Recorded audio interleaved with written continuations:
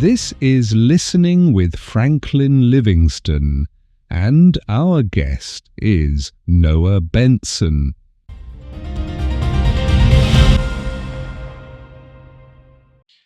So today we have Noah Benson, a musician, a music educator, and a very cool human being. Welcome, Noah. Well, thank you so much for this opportunity. I really appreciate it. When you reached out, I thought I thought that your ideas and your philosophies were very in tune with mine. I thought we could have a really great conversation. Yeah, so you were talking about the way you grew up and you did not understand a lot of things then and later on in life, and especially when you began working with kids. So a lot of times when we go through a phase where we see ourselves in other people, so a lot of things come back. So how was your upbringing and how was New England then versus now? What changed and how was your home like? Yeah, so my upbringing was pretty straightforward. Honestly, I was so a suburban kind of kid. Raised by two loving parents. Um, 2 years after I was born, I had a little sister join the family. But I was kind of like raised Roman Catholic, Mm. uh, and so I would say that kind of had like some effect on what I my belief system and whatnot. But I didn't really realize it until I got older because I was always kind of like a hyperactive like kid, and I it was always really hard to focus Mm. in like a church kind of environment. It wasn't like stimulating enough for me, but Especially the Catholic Church, we are supposed to sit properly, yeah, right?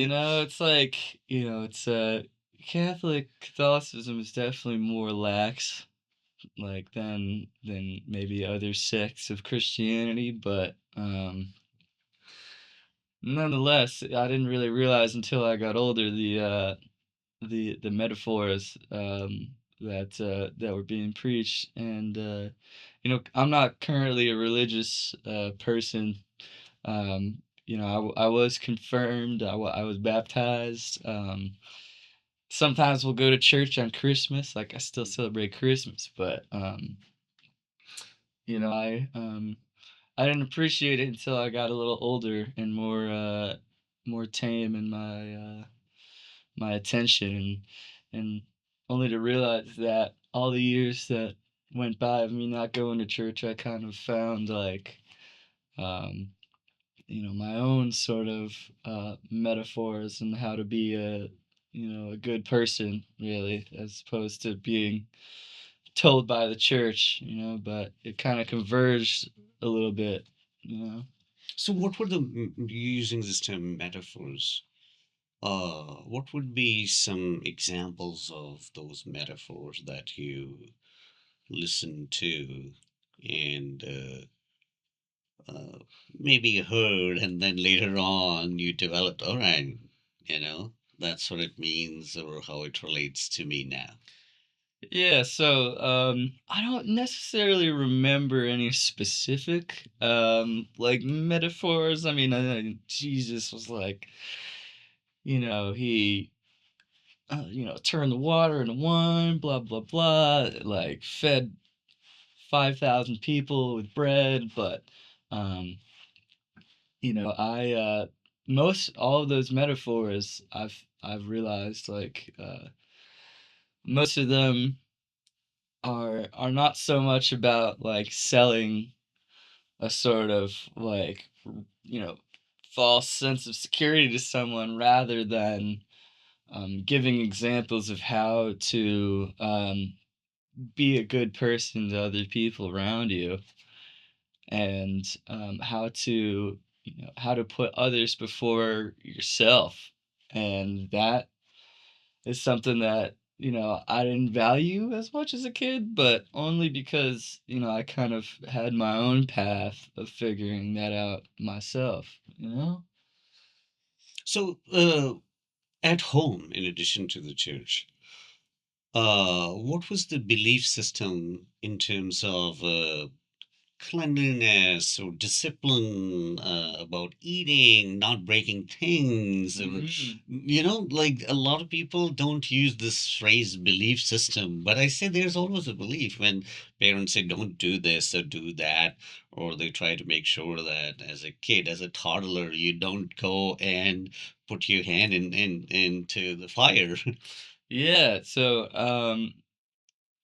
personally, yeah, I want to say first, like working with the children that I work with, Mhm, I see a lot of, everybody's different, mhm. and so I'll have some kids that are really well behaved and some kids that are really not, and so that seeing that really makes me reflect on myself every single day because, um, growing up, I was, I would say we weren't like in a strict household, but we were in a household of mutual understanding is that and that if you behave yourself and that if you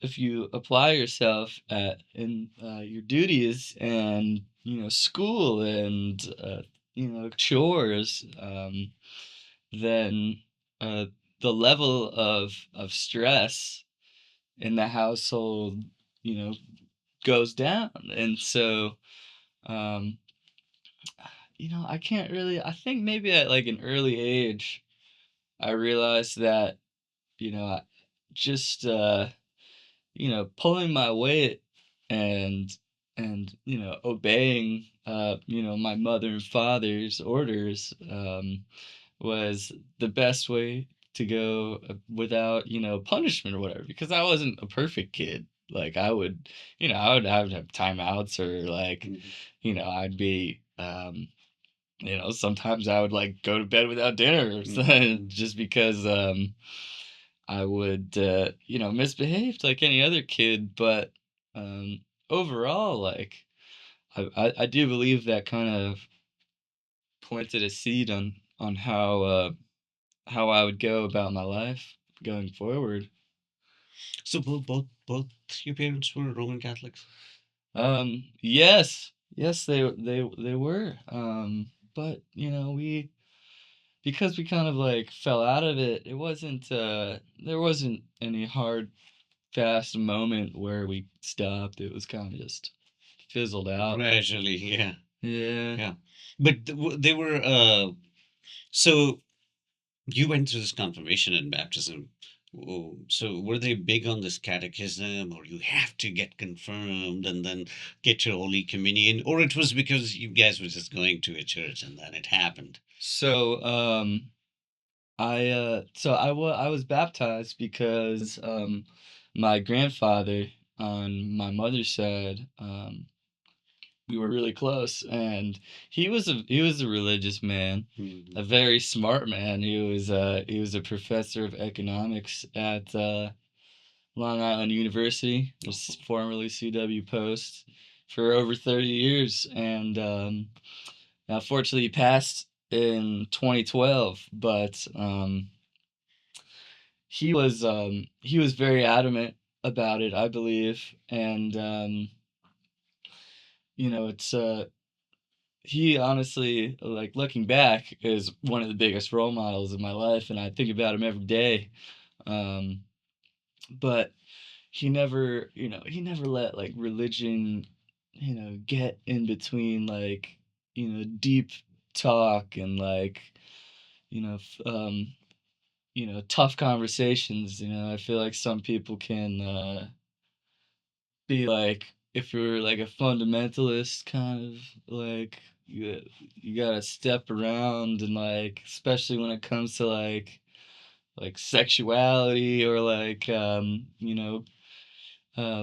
physical appearance, like, but he was always very open to that. And so, to answer your question, he was definitely a big motivator in me being baptized and subsequently confirmed Mhm. and communionized. Mhm. That's That's weird. great. Because I know a lot of people who still might have some sort of affiliation with a particular denomination or a church, but they don't hang on to whatever the church or that tradition has given to them. Because some of our traditions are, or their bylaws, if you Mm-hmm. will, is so outdated, Yeah. and some haven't really worked through some of the stuff. Like as an example, if someone says like goes to a priest or a pastor and says, "Okay, how many hours should I use my smartphone?" I don't think they'll have an answer to that. Yeah. And sometimes people expect an answer of sort, even if it's not super black and white, rather than saying, I don't know, it's up to you. God doesn't say that in the Bible. And as we all know, when we see the people around us in the world, mostly people like to be led by someone and told by the leadership because there is some comfort or there's some, like I am okay, just like putting your trust in somebody. And that's why people who come from faith-based backgrounds, I think they have some expectations that the leaders will give us enough to live by. And when they don't see that, they either leave the church or they leave the tradition. And that's very common nowadays, especially uh, in the US and Western Hemisphere, because people don't find that truth relevant to them, or the way it's being presented comes across really foreign, right? Yeah. And why? Like, even I would question, like, you go to church, why do priests have to wear that vestment, right? Mm-hmm. And if you have a logical answer for me, I would be very happy. But if there's still that, question or dilemma I'm stuck with, then my focus is on that rather than what they're teaching and all. Mm-hmm. So I think that's one of the disconnect which I see currently Yeah. between the religious institutions. Instead of, you use this as a metaphor, instead of just going after these basic principles of Christianity, love your neighbor as yourself, Mm-hmm. love your God the first, right? And you said it actually better than me. You said putting other people before you. Mm. So when you love someone who's a stranger to you, and you put their needs before you, it's not easy. But that's the foundational principle of Christianity. Mm-hmm. But if that gets mixed up or um, hidden by the bells and whistles, then what's the point? Yeah, yeah, it can be very confusing, which I feel like as people grow older and more independent, that's why they start questioning those sort of things. But I think it comes down to that very blatant or blanket statement, but like sense of community, I guess, Say more about that, the sense of community. Yeah, so Because here's the thing, sorry to yeah, interrupt. oh no, People say in general that the East Coast people are more snooty or they're not friendly, hmm, and you go to the Midwest side and people are more friendly. Maybe South people are more hospitable, and the West Coast is all fake with plastic smiles. But yeah. so, do we have a sense of community? Did you have when you were growing up? How was that? How are we today? And the kids you're working with, that represents our next generation. Yeah, so that's a very interesting, conversation. That's really why I wanted to, talk today because, um, when you look at what community is, it's a system of which is built up upon multiple parts, numerous parts, and because of that, it is one,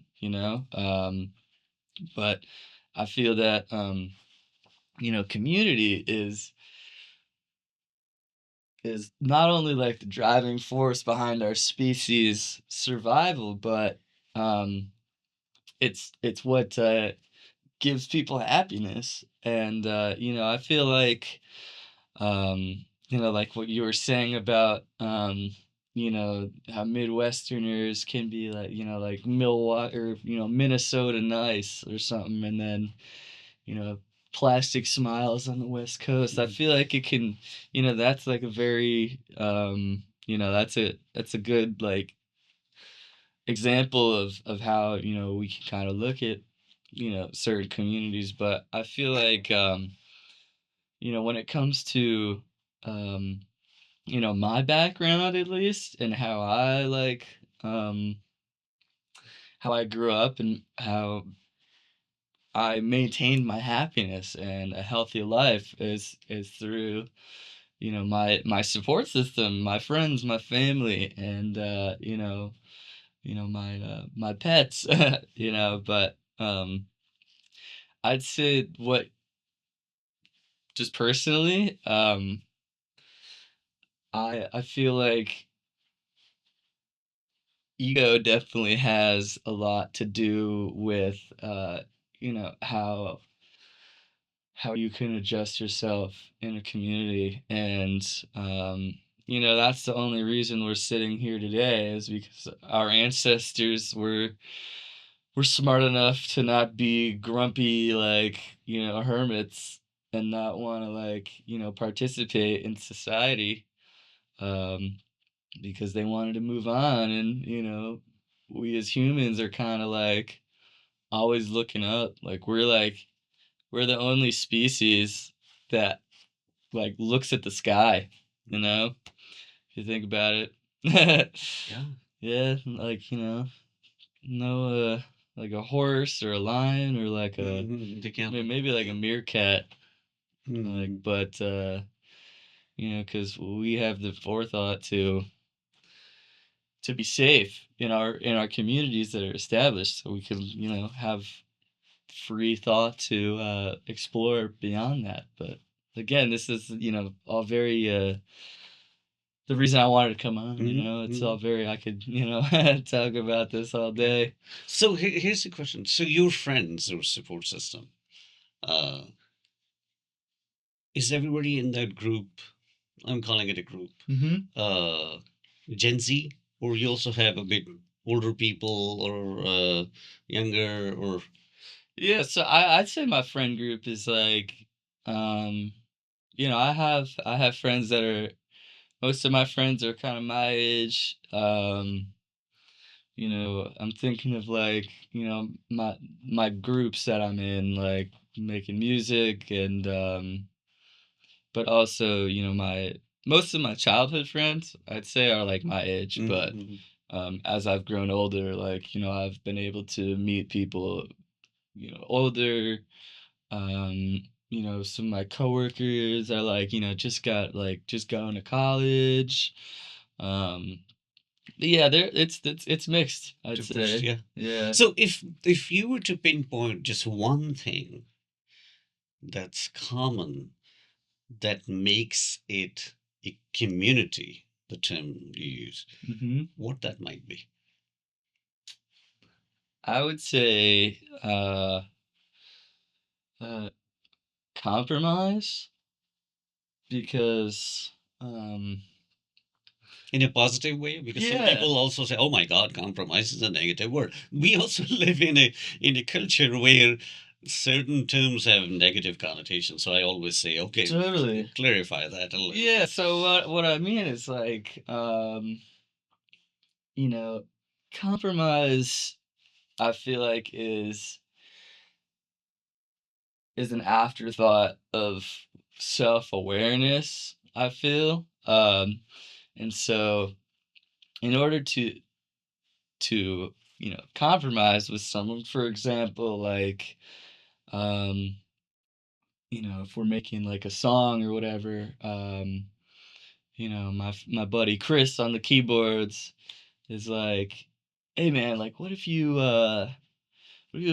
play a B flat over my D major 7, and instead of like the C?" Mm. And I'm like, "You know what? Yeah, I like that. Like I like that idea." So in that moment, I'm reflecting on myself being open to the idea of doing whatever, like, analyzing what he says, um, and valuing his wisdom and Hmm. his uh his kindness. Letting go of your ego, what you said earlier, Yeah, right? and so that would be a situation of, I guess that would be a compromise, but like I I have another think word too, if you'll allow me. yeah, well, So, go ahead.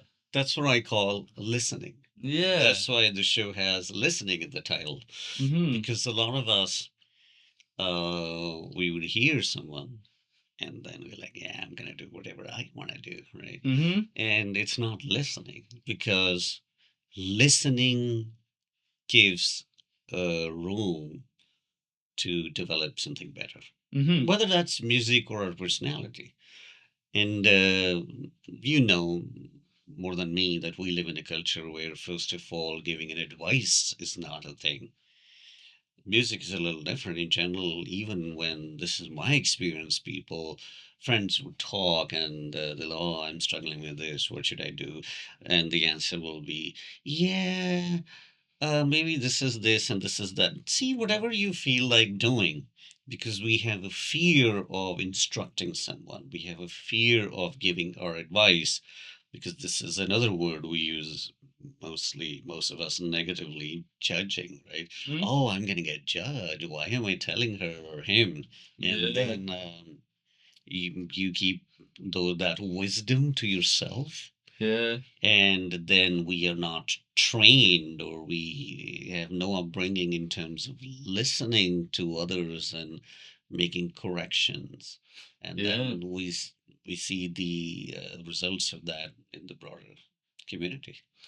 Yeah, going off of that, I feel like another word people have a negative connotation with is argument, Mhm. because some people see an argument as like two parents yelling at each Yeah, other, quarrel. Yeah. but my like my inquisitive nature, um, always will argue a point, like Mhm. that I believe, but also that means, back, um I can only argue my point if I'm like listening to Mhm. what you have to say, you know? Well, I personally, yeah, I don't think every word should be just taken so negative, or some things should be just uh deleted from our systems. Mhm. Because, see, I have said this before, the term judgment, it's used in the legal system. Argument is used in the legal system. Argument is used in the academic system. When you write research papers and all, you'll say, oh, so and so argues that our Mhm. species are da, da, da, da. And why in general conversations we make a big deal? Because I think we miss the real point, the true connection, by merely focusing on the negativity of these terms. Yeah. And also, then we work among a lot of people who just like grew up with this idea these words are negative, period. So they don't want to hear those words. Mhm. But talk to me about these kids. So, one thing I wanted to ask you, when you're working with these kids and you see their different behaviors, Mhm. do you question right away, oh my God, your mom didn't teach you anything? Or, like internally, you don't have to say them out loud, but do you Yeah. question why are they like this? If somebody's really great or somebody's not that great? Yeah, all the time, because I love my job so much, like, it's I feel so lucky to be able to use um my passion and my skill, um to help kids understand and help grow their passion. And so every day I think about it, and I care so much about like the kids that, um I can't help but think like about those sort of things. But every kid is a beautiful blank canvas, like of knowledge, and they're sponges, People have said, that over time, but they're all different, and so um, I'm in my head. I'm thinking of my best behaved kid, and I'm thinking of my worst behaved kid, and the difference between the two, like nurture wise, I really can't tell a difference. Like that goes back to the whole like nature nurture thing. But I think that it comes down to both brain chemistry and like home life because some kids have a higher aptitude of learning than others, but also they might have a kid with a higher aptitude of learning might have a like an attention deficit or like autism spectrum disorder, um but that only makes them more special, and it makes me like love them even more. But I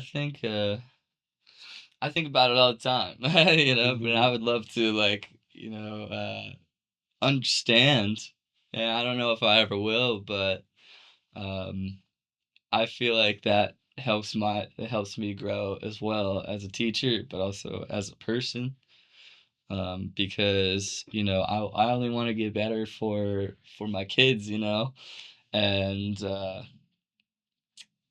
I feel for them so heavy because it's my responsibility to be a responsible educator and to be that positive figure in their life, or a positive figure Mhm. in their life, especially when it comes to something as awesome and important in my opinion as music.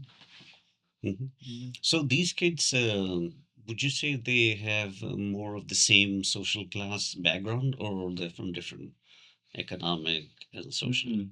backgrounds? Yeah, so I would say that it's a pretty broad spectrum actually. I have some kids who I'd say come from a higher class background, um, with nannies and whatever, Mhm.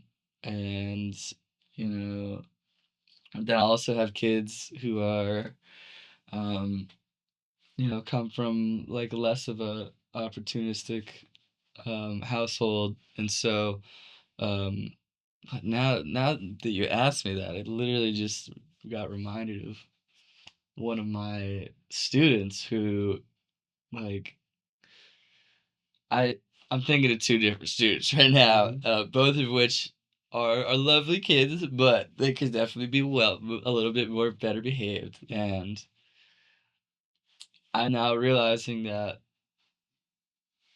these two kids who are not so like greatly behaved, still great kids. Mhm. um, one of them is from an extremely affluent family, Mhm. and another one is from like not like I'd say like a middle class Mhm. family, and Mhm. so um, I think that behavior is like it doesn't really matter how much money you make. It's like you could screw up you know, your kid if you don't like Mhm. I wouldn't say it that drastically, but yeah, So these are from two different economic class backgrounds, but they could have been better.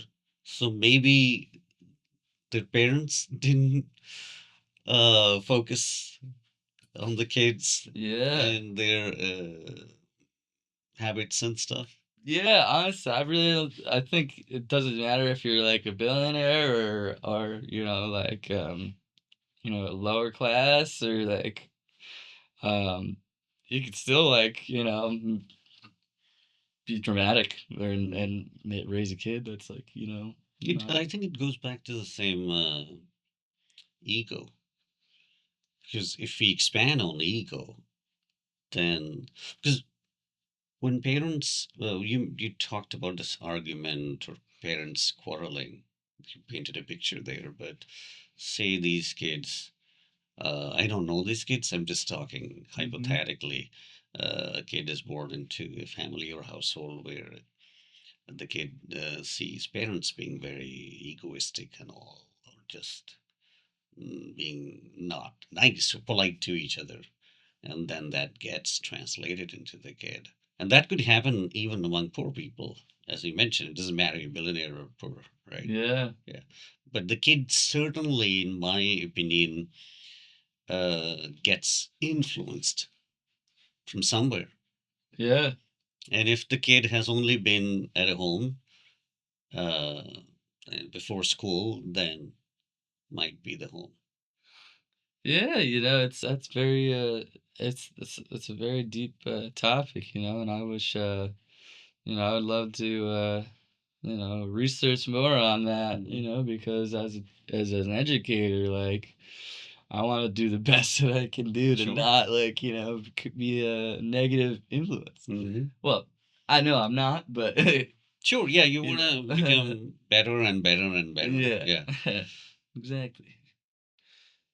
Cool.